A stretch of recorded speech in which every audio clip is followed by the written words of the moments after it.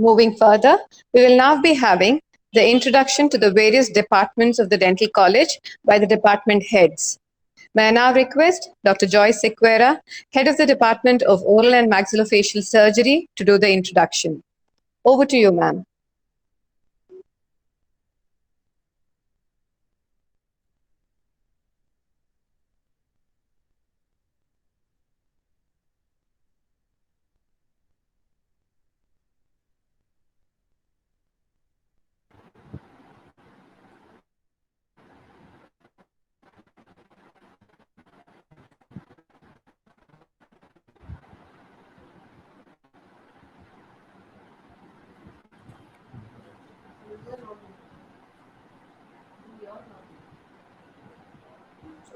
Thank you, Raksha. Thank you, Raksha. You're welcome, ma'am.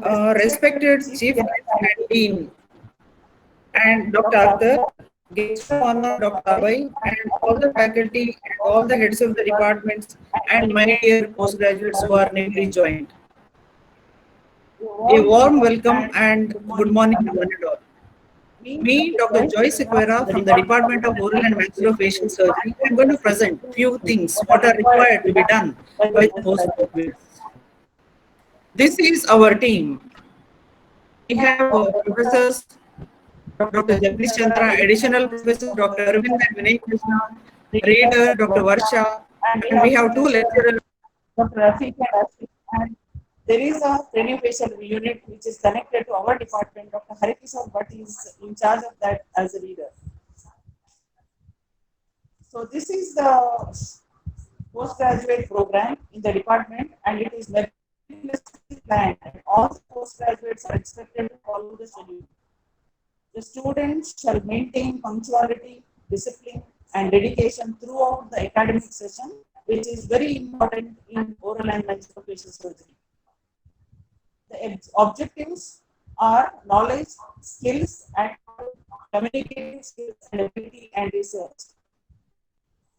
And in the first year, first 6 months, we have a program, critical cases, they do basic science classes, they attend, they complete the preclinical work, which has been already completed by our postgraduates already, the first years who have joined, and selection of thesis, clinical and theory exam at the end of 3 months, and training in implantology will be started in the first year itself, and they will have seminars on basic science topics as well as the maxillofacial surgery, and they will be attending the OT and ward rounds after certain um, examination pass and then preclinical work complete.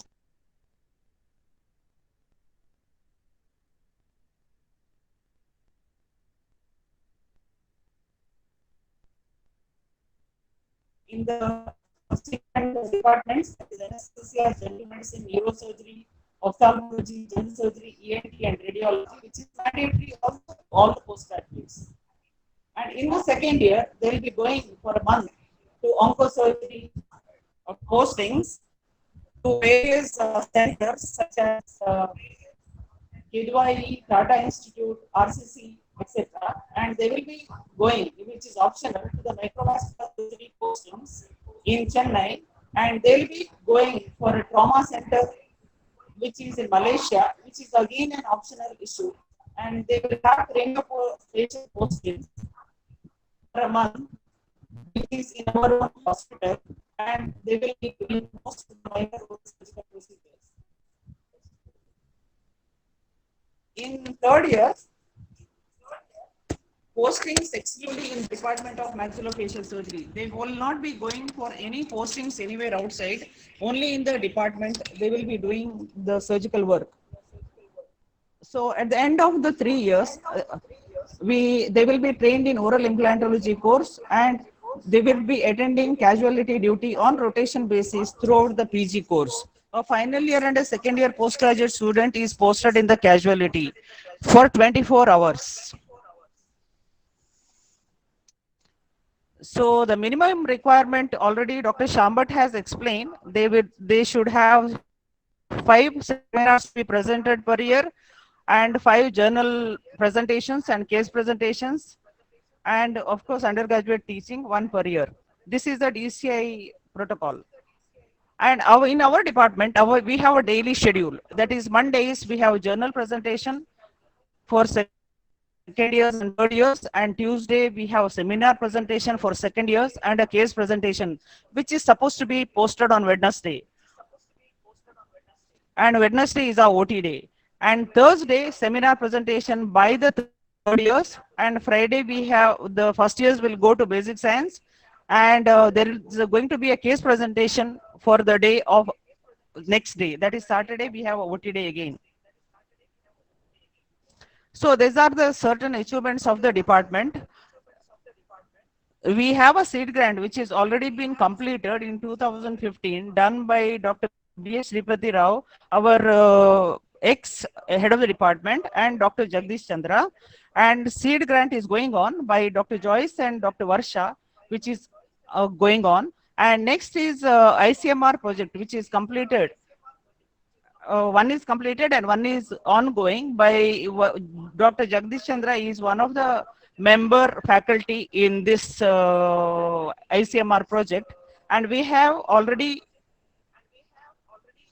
completed ICMR project by a student who is Ashwin, who has joined as a faculty in our own department now.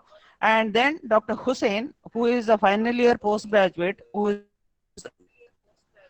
doing the ICMR project on his thesis, and one student, third year student, has already completed ICMR project under Dr. Joyce. So these are the few major cases we performed in the department in the last few months. So I thought, anyway, when I am talking about the department, let me highlight few of the surgery what we do in department. So fractures is our bread and butter, and from simple fractures till the complicated fractures we deal here. This is a case of mandibular angle and the symphysis fracture. And these are the CT scan of the CT images, 3D image, which comes beautifully, and it will show all the details. So this is the open reduction and internal fixation which has been done for this case, and this is how he looks at the end of the day. This is the second case, left subcondylar fracture and right parasymphysis fracture. This is the preoperative view. This is not a displaced fracture much. So that is what I said, from the simple cases till the complicated cases, we deal with it. So this is the post-op of this patient. And next is a panfacial fracture.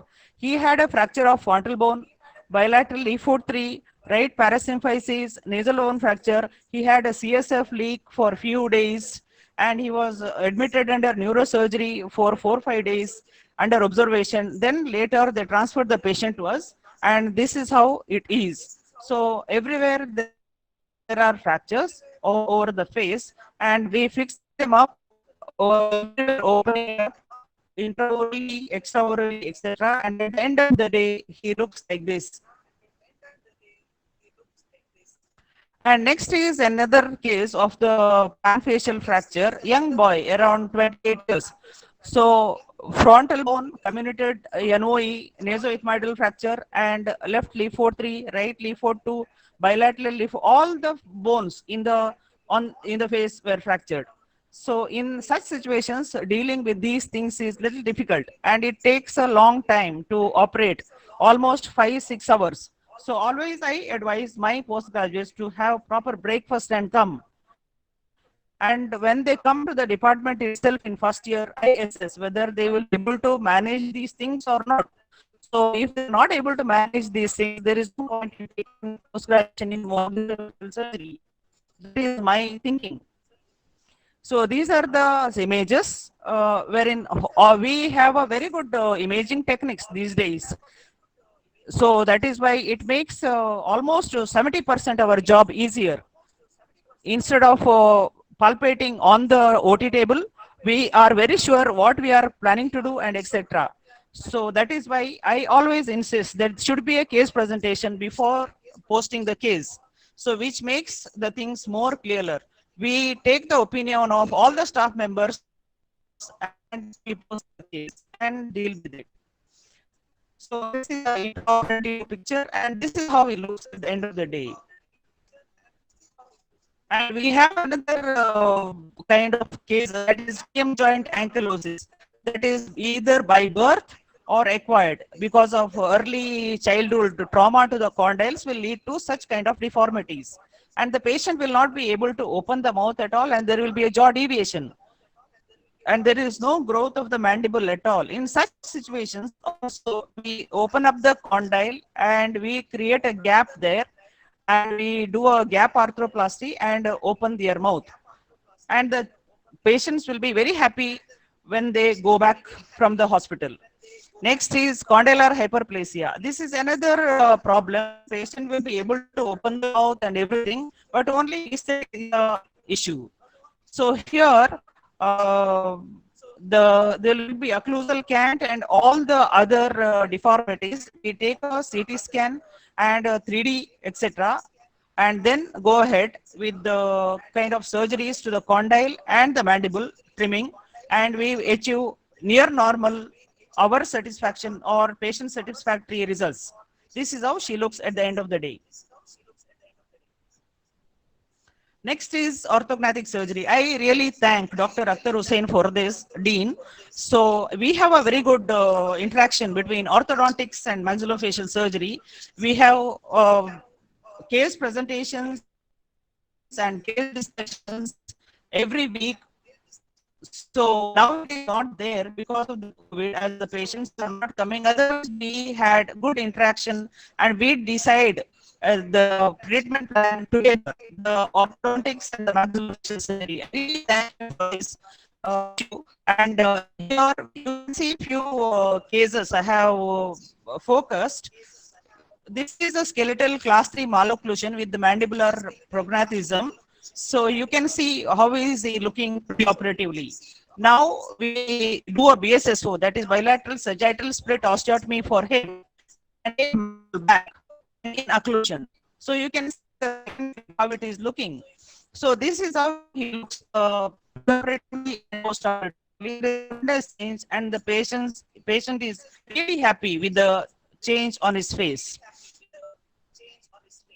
So next is class 3 malocclusion. Here we had to do bilateral Bimax surgery on the maxilla as well as mandible. So we brought the maxilla forward and took the mandible backwards. We gave a reverse profile to him. So this is a long surgery again. It takes around 4 to 5 hours. Pre-operative planning is very much necessary and meticulous planning is required, for which we both the departments sit together and discuss. And this is how it looks at the end of the day after the surgery. There is a change, change on his face, and happy. What is the happiness on his face? So this is skeletal class 2 occlusion with maxillary prognathism and mandibular prognathism.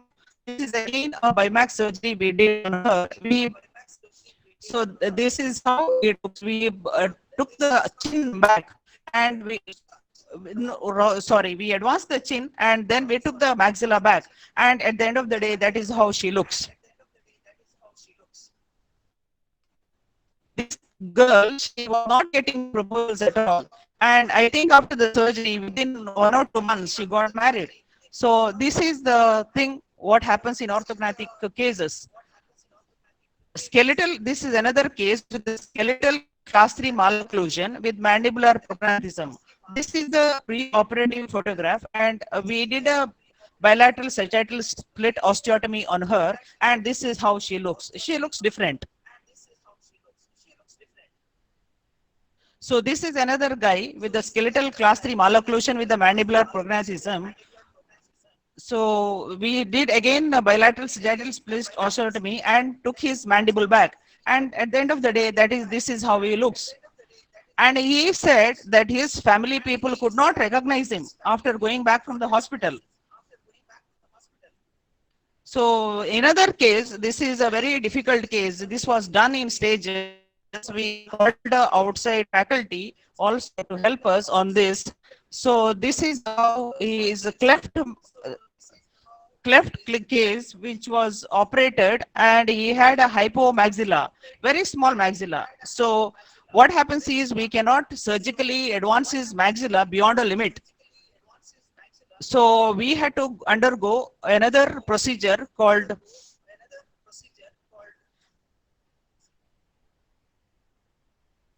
distraction osteogenesis, and then we distracted his mandible, rather brought it forward tremendously. And then after that, for the mandible, it was prognathic. So we did a BSSO on the mandible and took his mandible back. So maxilla was brought forward and the mandible was taken back. But it took a long time. That is because of the distraction osteogenesis, almost 4 to 5 months. And this is the lateral self with the instrument on, that is distraction osteogenesis. And this is how removed, and that is how he looks at the end of the day after both the treatments, that is distraction as well as the bilateral sagittal split osteotomy. This is how his occlusion came. So we deal with certain pathologies, and this is a case of angiofibroma. It is a recurrent case referred by outside, and in the MRI we could see properly how is the lesion and etc. And it was removed under general anesthesia in toto. And this is how he looks at the end of the day. And there was a case with osteomyelitis. Her teeth were looking normal, but there were protruding infections in the maxilla. So when we took a radiograph, this is how it was looking. And when we tried to move the maxilla, it was moving in toto. So there was no chance for us to save the maxilla at all. We had to do a maxillectomy in this particular patient. We removed all the teeth, we removed all the maxilla, and the nasal mucosa was directly in connection with the palatal mucoperiosteum. But there was no other treatment or rather saving of maxilla we could do. So this is how she looks at the end of the day. Now she is perfectly fine without any infections or anything. Next is, these are another kind of cases like amyloblastoma, that is odontogenic tumors. So in this radiograph, you can see the whole mandible is eaten up, angle to angle. So we had to resect the angle to angle. There was no other go. So this is how we removed the whole of mandible and reconstructed with the reconstruction plate. And we will be calling him in a few months time for the free tubular graft, and we will be giving him a mandible so that he can have a denture or implant denture over that. So this is how he looks after the surgery. And next is issue is odontogenic keratocyst. So this is again a case with so much of destruction of the mandible. So we had to resect it again and reconstruct it, just keeping a stem in the condyle and the coronoid.